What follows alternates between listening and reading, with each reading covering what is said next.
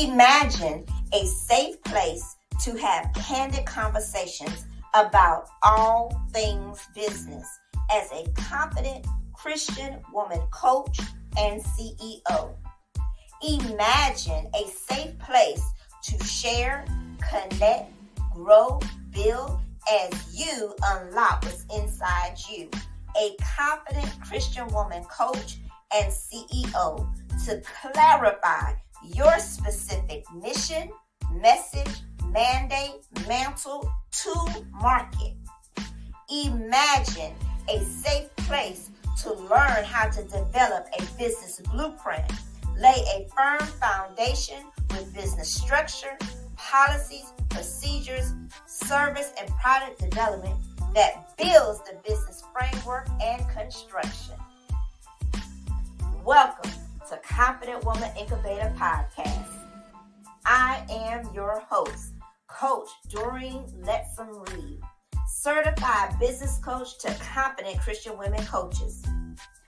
Confident Woman Incubator PODCAST is a platform for you, Christian women coaches that desire a safe place to unlock what's inside you, to develop a business blueprint, gain clarity of their specific mission, message, mandate, mantle to market, lay a firm foundation with business structure, policies, procedures, service, product development that builds the business framework and construction to overcome fear, shatter misconceptions, increase confidence, and profit by faith in all things business. Welcome to Confident Woman Incubator Podcast. Join us each week for these candid conversations to unlock what's inside you in all things business.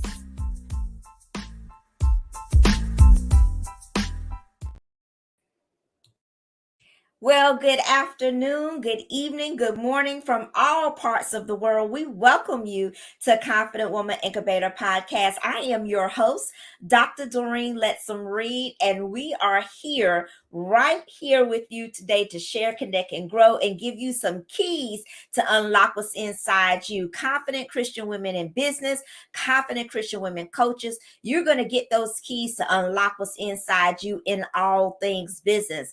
And we are just so delighted to just announce our new anthology for 2023, Winner by Knockout. This is an amazing opportunity to not just become a co-author, but also an opportunity for you to become a certified business coach, certified life coach, while you're building your business and brand in only 90 days, as well as becoming a conference speaker and becoming international, all in one moment in time through All Things Business Builder University, where I am the founder and where confident Christian women come to build kingdom businesses. So we are just so excited about this particular project. We are just doing amazing things, and we have some guests here today that is just going to present to you what it's going to take to be a winner by knockout. And let me just show you the cover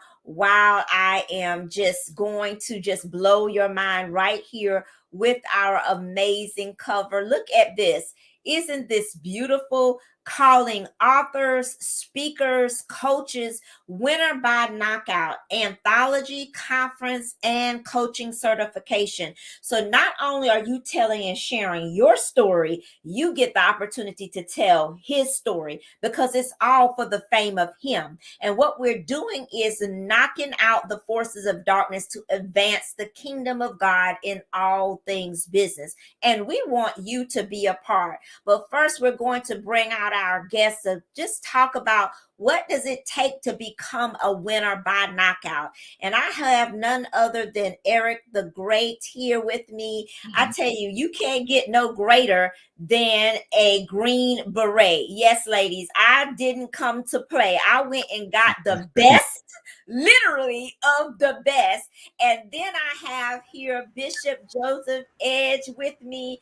And Miss Edge and I have been kicking it for a while. I know he's an elite warrior. He's been knocking out darkness for a very long time in the public school system, right in the trenches where everything is going on from generation to generation. And now, not only that, God has elevated him to pastor, to be a bishop over churches. So we know that he's an elite warrior, and we know he's literally knocking out the forces of darkness one breath at a time to advance God's kingdom. So ladies, I didn't come to play. I brought you the best of the best to really unlock what's inside you and learn how to become a winner by knockout. So welcome, gentlemen, to Confident Woman Incubator Podcast. And I love hearing from the gentleman's perspective.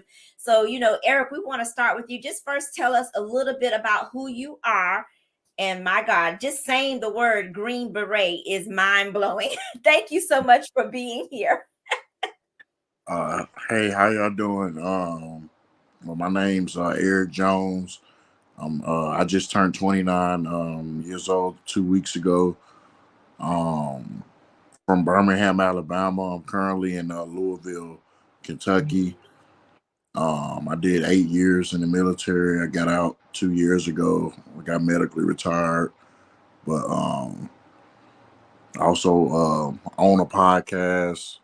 I've been doing that for 2 years. It just started to take off last year, where I interview platinum selling artists, business owners, up and coming artists, or anybody that want to have a conversation, authors, athletes, and I also used to do security for big time celebrities too in the past, but I've been focusing more on the podcast now here recently.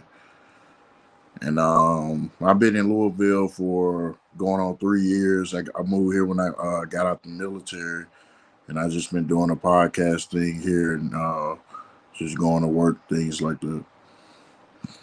Well, this is going to be an amazing conversation. Bishop Edge, I tell you what, thank you so much for once again being here. I want to just welcome you to Confident Woman Incubator Podcast. And I want you just to tell everyone exactly who you are and what you be doing. Now, we know it's a list of things that you're doing because you were very, I tell you, he's a winner by knockout.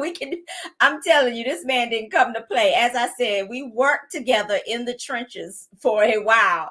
And so, yeah, he didn't come to play either. So just welcome to the podcast, Bishop Edge. Go ahead and tell everyone what you do and how you support the kingdom.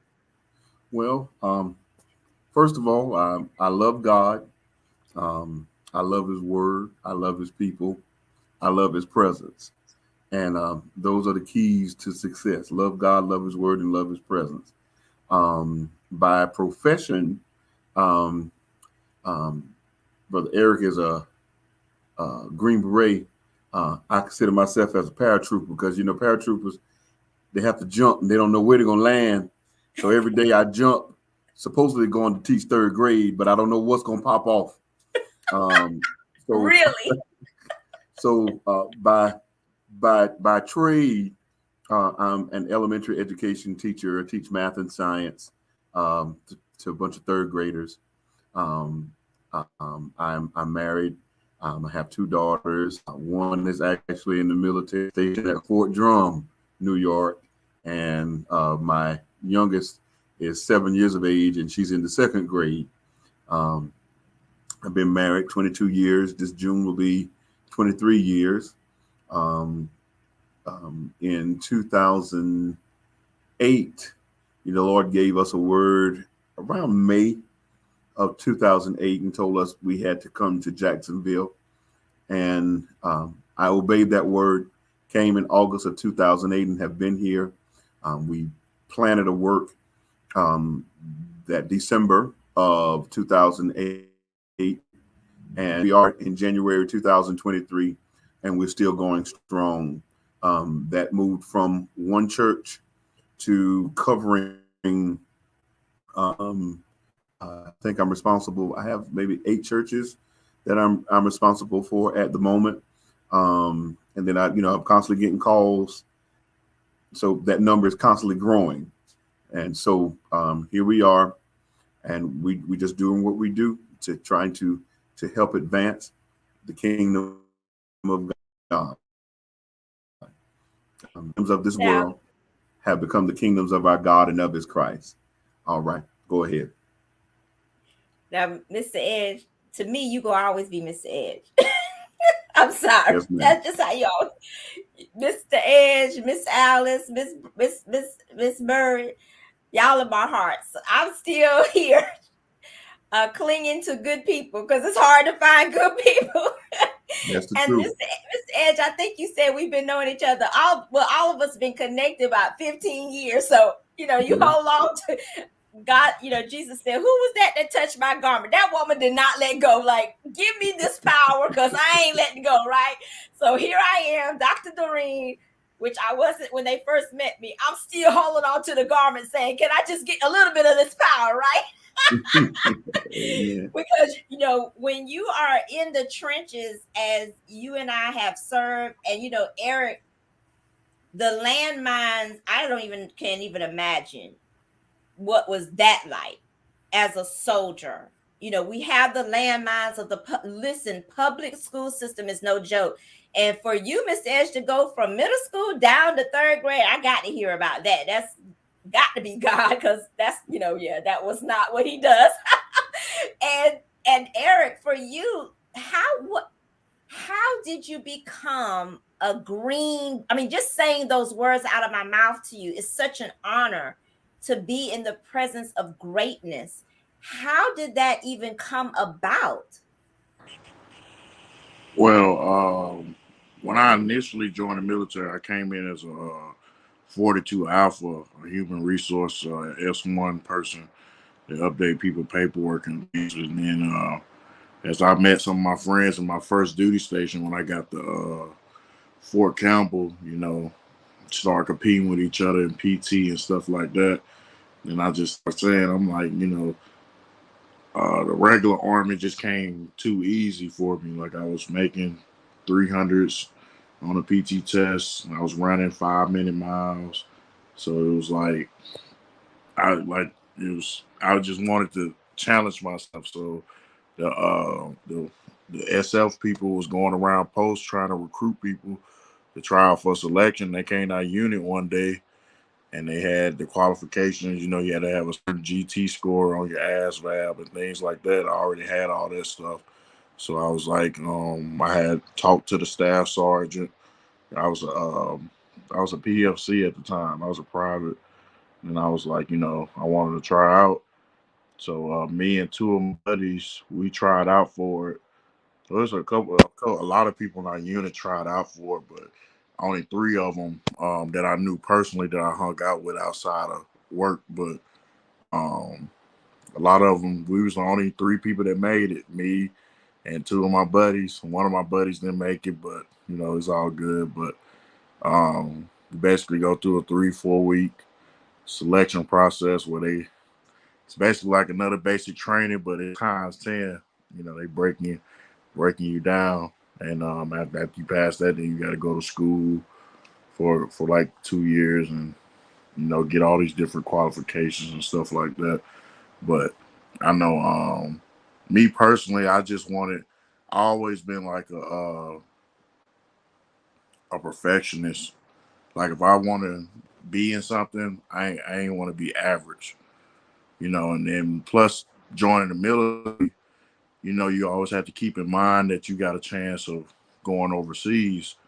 So, and fighting in the war. So my whole mindset was that, you know, once I didn't decide to go to college and play sports and I joined the military, I was like, well, if this has to happen one day, as far as me going to Afghanistan or something like that, I don't want to just be an average soldier. And I'm not knocking, anybody that's doing that. But personally, I wanted to have as many skill sets as possible.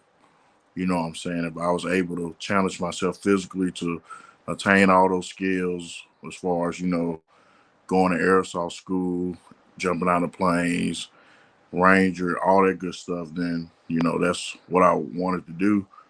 And so when the situation came came about, I had the utmost confidence to know that I had everything that I needed to have if I got in certain situations. So that was the main reason why I did it. But I like I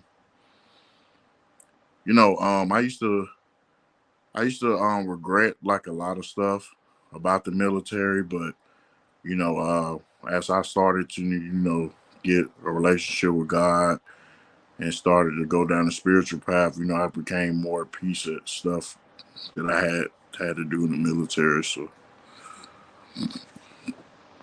Wow. Mr. Edge, when you hear Eric's story, it's some highlights, even when you were talking about the 3 keys to success: love God, love his word, love his presence. And when I'm hearing Eric's story, he was like, I made a decision to challenge myself. Average is not good enough for him, wasn't good enough for him. When you hear those keys to, of success, what do you think about that? And then he's saying, he did the Rangers, not just, all these different levels of the elite warrior to win by knockout. What would you like to say in response to his story? Well, I would love to say that anyone that is committed to succeeding in life, they know that once they embark upon that trek, it's almost like a call that calls for more, and the scripture teaches us in the book of Proverbs, it says that the path of the just is as the shining light, which shineth more and more to the perfect day.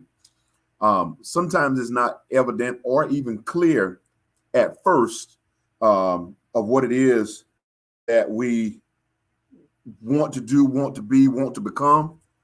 However, but once we start, Brother Eric was like, they had to go through basic training. And then once basic training, complete AIT, and then he gets his duty station at Fort Campbell, he realized,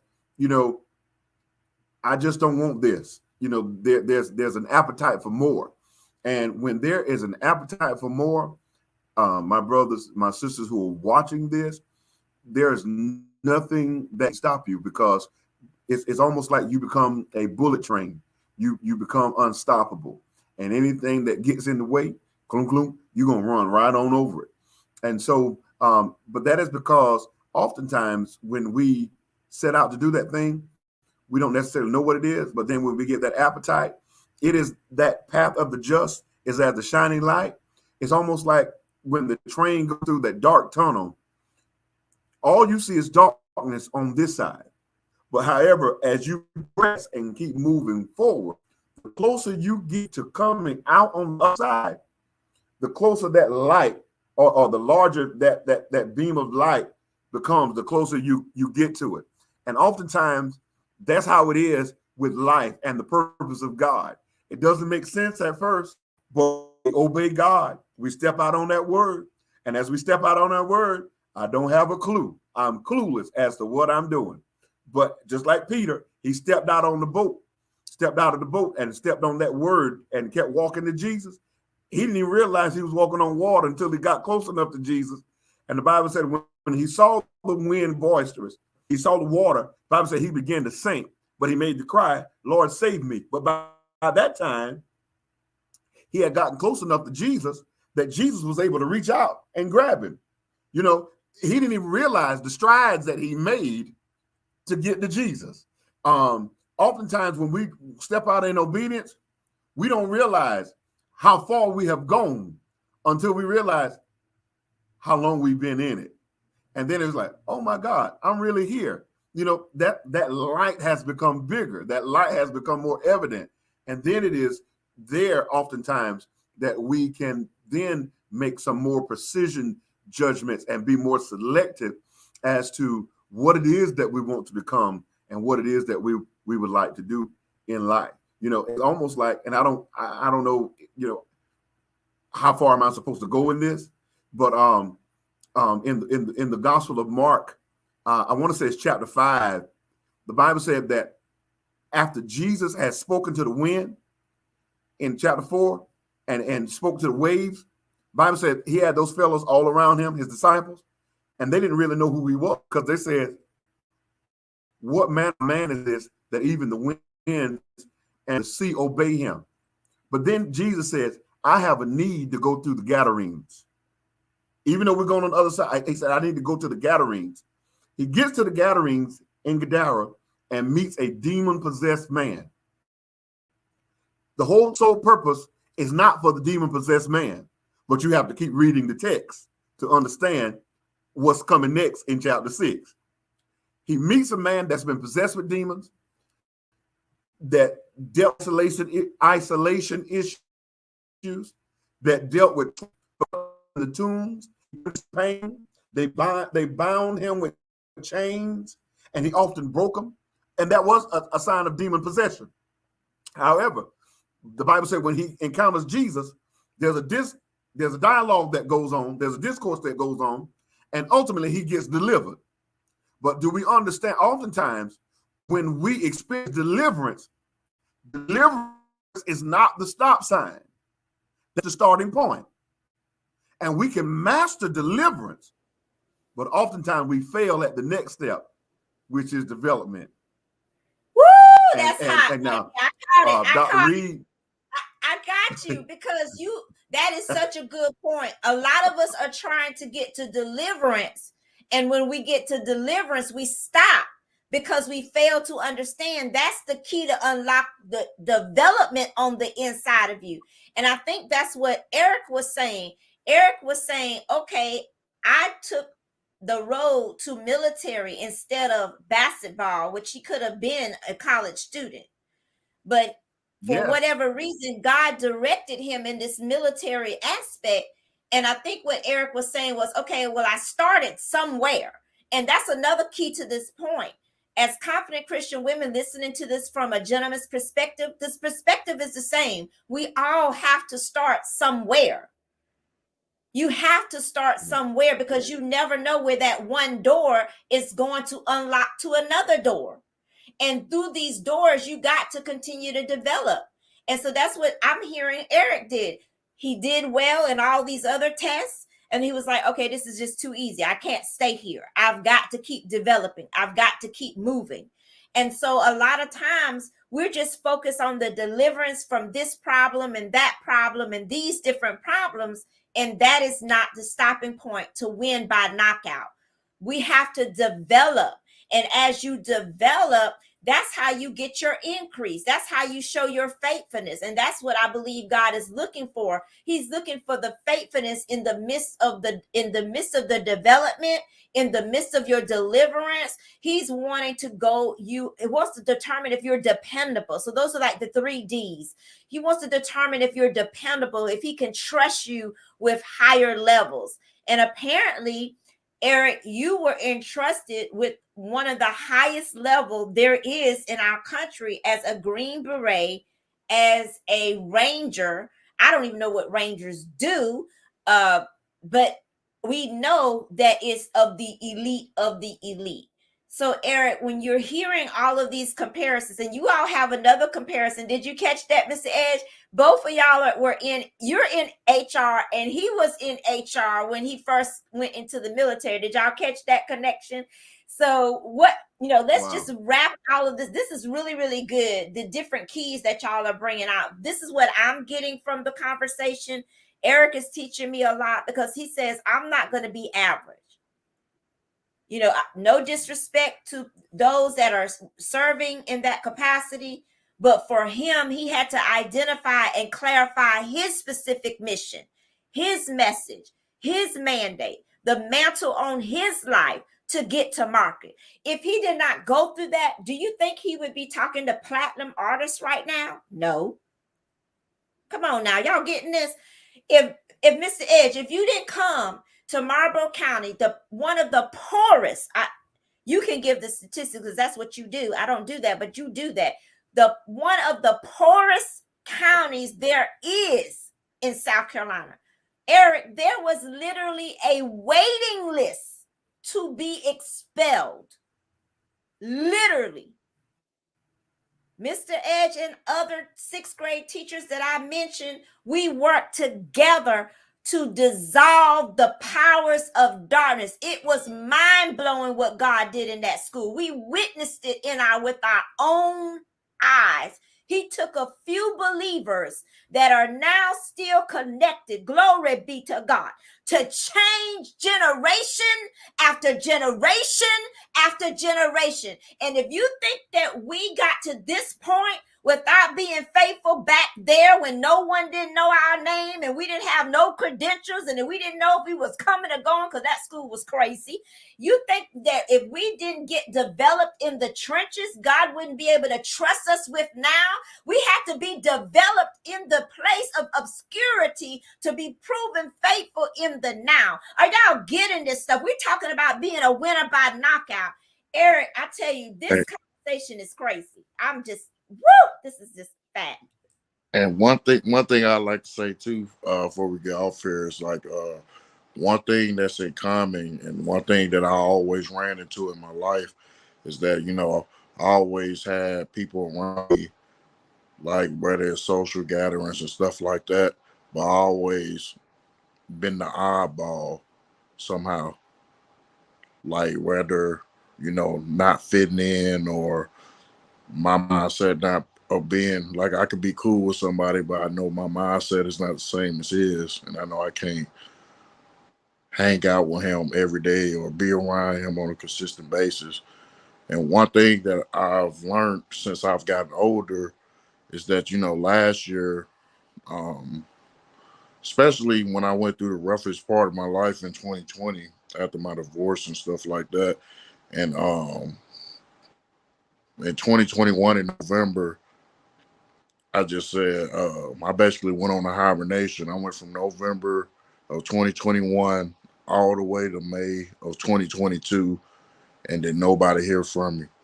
Like I basically just shut myself off and just focused on the podcast. I stopped going out. I stopped doing all the extracurricular stuff. And one thing that's in common about even you, Mr. Ed, being a pastor, and you, Miss Reid, as far as what you got going on, is that everybody has to be comfortable at some point in their life with being able to just push forward and being alone. Because like if you want to accomplish something that really means something or stand for something, at some point you're gonna have to break away from people and become tunnel vision.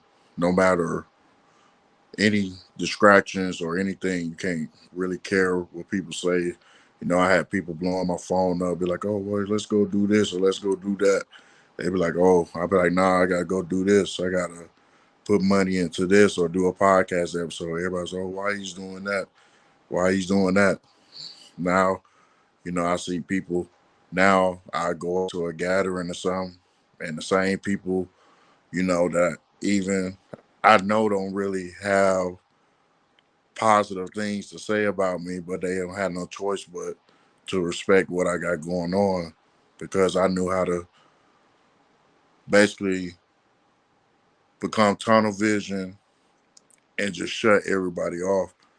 Because when you have a real goal or a real purpose, just like many stories in the Bible, at some point they had to cut off the distractions. Whether you're talking about anybody that did something that's has a great magnitude, everybody has to shut off distraction and just focus on what's the end goal. And that's one thing I learned as I got older. You know, I know how to just shut people off. It could be my best friend or I got like real relationship with military buddies or anything. Like if I'm focused on something and if they saying stuff that I don't agree with, I ain't got a problem with disconnecting myself, because I know. And even with the podcast, like, you know, I started this randomly. It was just something I just said, "Oh, I'm gonna just start a podcast," because the pandemic happened. It ain't something that I was just don't think that I'll be doing 2 years from now, because I don't even like talking like that. You know what I'm saying? If you ask my mom, and then my mom, like, I barely talk. You know what I'm saying? I rarely talk. Like I get around family gatherings, I stay to myself. I only talk when spoken to. You know what I'm saying? So it's and as I started doing it, ministers I run into, whether I met them on Clubhouse or in person, they started prophesying things to me that was coming to pass. So that's how I knew I was like, well, I got to be doing something right because I'm doing this, and then they saying this is gonna happen, and then it happens. Like like one minister I met, he was saying he told me like 3 months before it happened. He was like, hey, you finna start talking to famous people, and all these famous people finna start connecting with you and things like that. A month later, I wrote an artist that they got me through a dark time in Afghanistan. I used to listen to a lot of his music, and I ended up interviewing him a month later. And then 2 months later, I ended up interviewing another big time artist that I grew up listening to. So I just think a lot of people be caught up in what's going on around us. We got a lot of distractions with the social media and just stuff that we have going on in our everyday lives. And we just have to realize, you came in this world by yourself, you're gonna leave by yourself. And you shouldn't really care. And it could be your best friend. You shouldn't really care what nobody say or what nobody think about you. If you wanna go achieve something and if they ain't rocking with it, if you want to be a pastor, you want to be a bishop, and if they ain't agreeing with it, if it's really something meaning good and it's for a good cause, God gonna remove them out your life. That's something that I seen happen to me recently. Like people, I show love to and been genuine to and things like that. I see them slowly removing themselves out of my life. I ain't even got to do it. You know what I'm saying? Because I'm focused on what I got going on or, things like that. So that was basically the gist of what I was trying to say. Yeah, this is so powerful. Miss Ed, I'm just speechless when I'm hearing these stories. It's just amazing. And Eric hit on another D, distractions. You can't develop if you're distracted. When you and I worked together, all of us came together, even Miss Grooms. It was so many people, it was countless people. Because Miss Grooms used to call out the announcement, and she was the one keeping up with me with the random acts of kindness. And we were all focused. There was a lot of distractions. We had a lot of disclaimers, people that didn't wanted to, destroy us, but they couldn't. And so, your final words on this, Miss Edge, I tell you, this is so powerful. You know, um, as I reflect on what Dr. Rita said and Brother Jones, I never forget when I had come to Marlboro County schools. I had come out of government management, management for the government, and the random acts of kindness. When I heard that, it was foreign to me because it was a different language.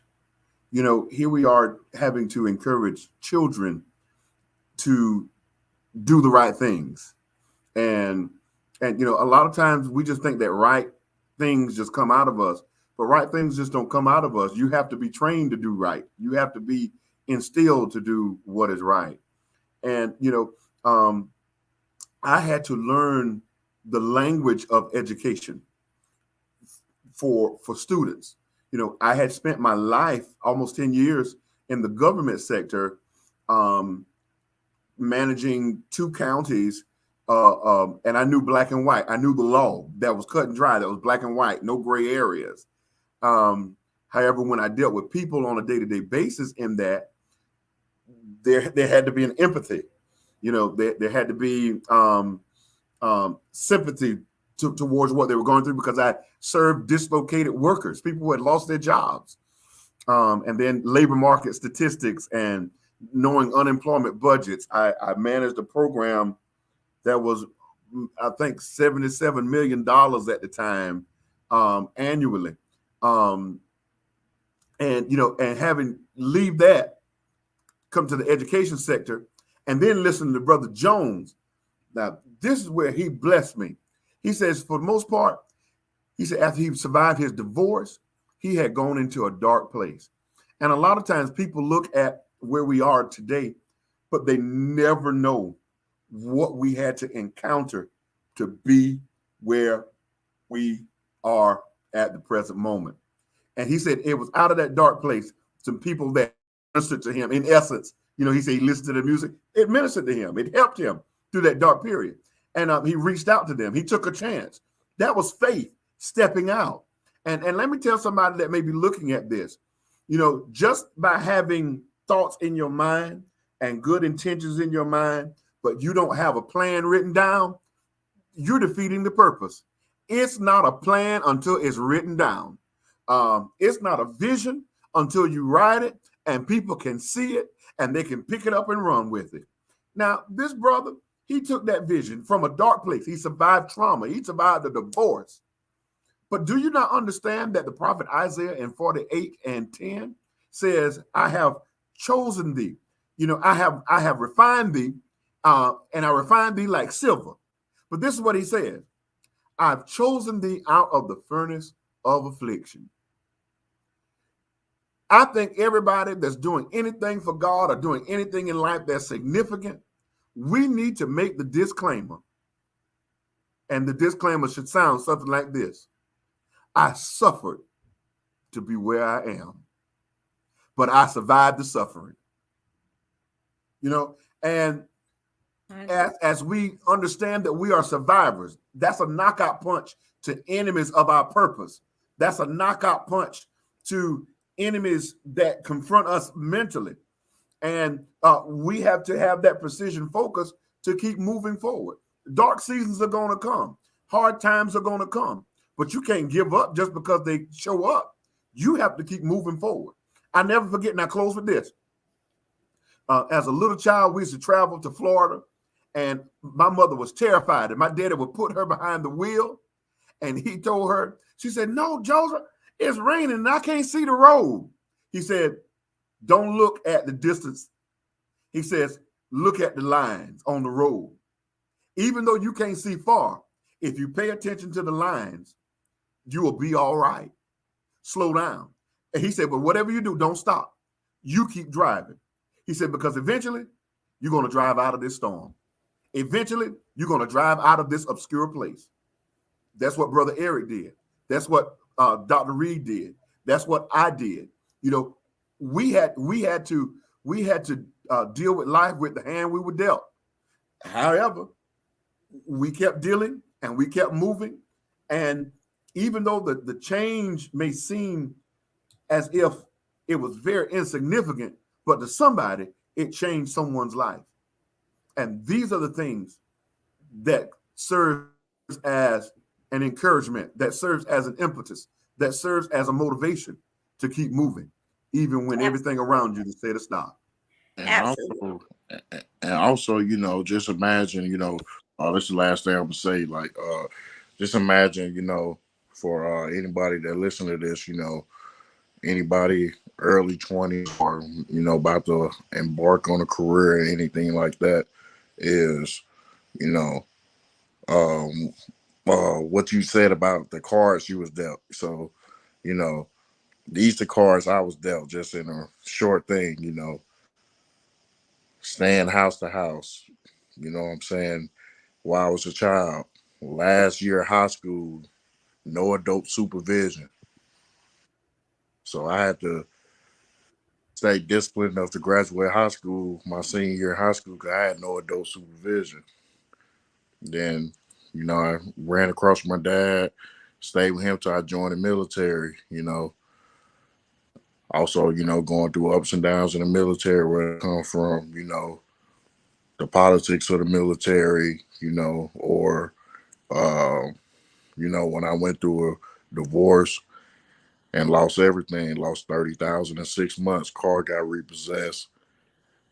When I retired out the military, basically had nothing, had to start over again. The only thing I had to look forward to, I was like, well, I'm out the military. I know I got a check for the rest of my life, but far as everything I had worked and saved up for, even when I was looking out for my ex-wife at the time while we was going through the divorce, so I still got the short end of the stick because she was being, spiteful. It is what it is. I don't, you know, hold no grudge or anything like that. But I was just like, that's what I tell people all the time. Like, all the stuff that I went through, when I first got out the military, you know, going 3 months without no transportation, you know, not being able to go to the grocery store, just simple stuff, you know what I'm saying? So uh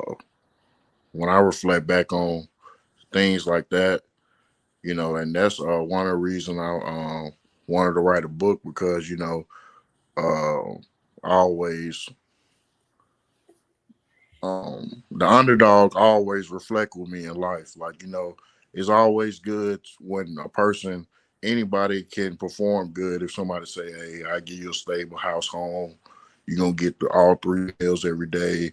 You ain't gotta worry about hearing gunshots at your mom's house. You ain't gotta worry about being on food stamps or anything like that. Anybody can function in an environment like that. But anybody, that grew up and things like that, and you know, good households, and then when they become adults, and then the parents start to pull that leash back a little bit, and they hit a little adversity. That's when you see people's true character when they hit a little adversity. When you be like, oh, you're like whether, and some adversity might be more extreme than others. Whether that be, oh, I might not be able to pay my light bill this month, or you know, I got fired from a job or anything like that. So, everything I went through, the military and just life in general, just drew me closer to God and, build a relationship. And I had got rebaptized in March of 2022 and received the Holy Ghost like a couple weeks later after that. But I I just I'm just a realist, I don't like to sugarcoat things or nothing like that. I just try to be as relatable as I can to people, even, you know, whether I come across veterans or just regular people in general, because I know everybody has similar stories that or similar struggles that I had, whether that be going house to house, living with auntie, living with uncle, because your mom trying to figure it out, or your dad being there and then dad disappearing, or things like that. So I don't dealt with every possible thing you can think about, whether that be eating ramen noodles for a couple of weeks straight as a kid, or anything, government assistance, staying in the worst project homes, being in the military. That's why I tell anybody, like, I feel like just like how Korea is set up, I feel like every male in the U.S. should serve at least 2 years in the military. And I feel like the crime rate will go down because it teaches you discipline. It teaches you how to just be a responsible adult, whether to pay your bills on time, just normal accountability that you should have as a human being. So That's a good perspective. Yeah, I'm gonna have to ask you guys to come back because this is a lot to really unlock. And Eric, you just brought a point that made me start thinking, what is that like for an African American young man as a Green Beret? Because we don't see that. That's why when you tell your story, it's so touching to me. Because Mr. Edge, when is the last time you've seen an African American Green Beret? I mean, when have you seen an African American Ranger? Well, You see what I do know one. I've never That's the seen. only one I know. Well, now we know, two and I know one. And so yeah, that's crazy. And we're not young. I'm not gonna tell my age because I don't age, right? I still look the same. I'm still 19, right? I got 4 children and one is 31, but we We don't age. But that's a different, you see what I'm saying, Mr. Edge? That's just another discussion in itself. Because when you are in the marketplace, which is corporate America, when you're in business and you don't see someone like you and they're doing trailblazing things, they're a leader intentionally trailblazing the way that Eric has, and he literally just turned 29. He's the same old age as my daughter. So what does even that look like? You see what I'm saying? And Mr. Edge, you touched on the same thing. You was had this big amazing government job making all this money, and then God sends you to literally poverty. I don't know what that was, poverty times 100. And then he's telling you, I want you to teach these children that are in the 6th grade, 7th grade, 8th grade, and they don't know how to read. They don't know their multiplication tables. They don't even know how to function with can we just please just get along to the point that we don't have a wait list to be expelled. I mean, that in itself is a different conversation. Then he sends me, because I asked him, I was working in a different county that literally did not appreciate or value what God wanted to do. So I asked him, could I be released? And I said, send me somewhere that I can make a difference. That was my heart. Fannie Mason did not know me from nowhere. God literally told me to call the school. Literally, he gave it to me in a dream.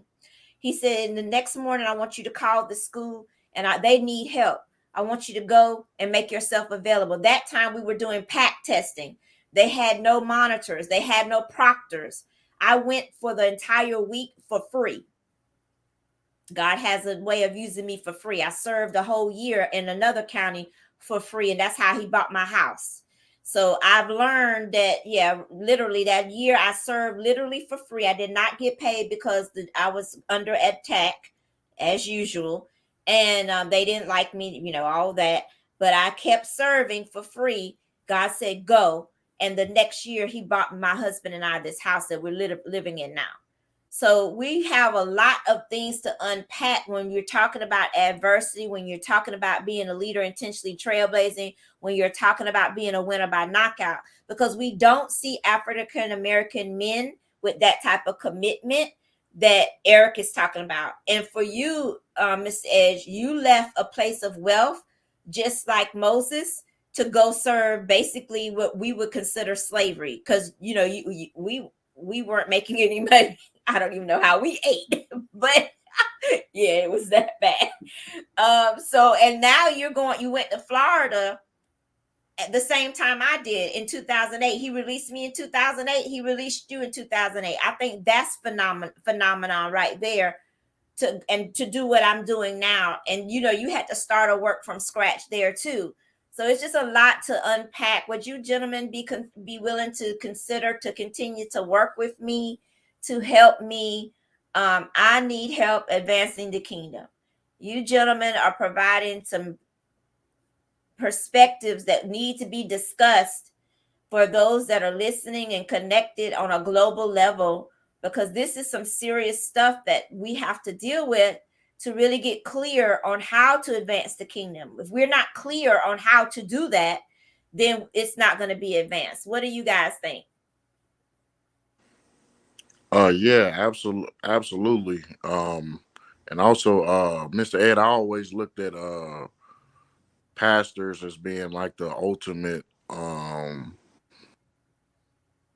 like position, as far as like when you look at all aspects of life, because you probably could speak about it more than me, but just from me, the outside looking in, I feel like, when I go back to what I was saying about the tunnel vision, I feel like that's the ultimate tunnel vision profession, because sometimes you even have to, depending what's going on and what God is asking you to do, you even have to shut off your own family sometimes, as far as like your immediate family, whether that be your spouse or kids or whatever, to embark on a mission that God is putting out for you and for the people in your church. So I always have the ultimate respect for pastors, because you have to really have a real spearhead type of thinking and really be real disciplined to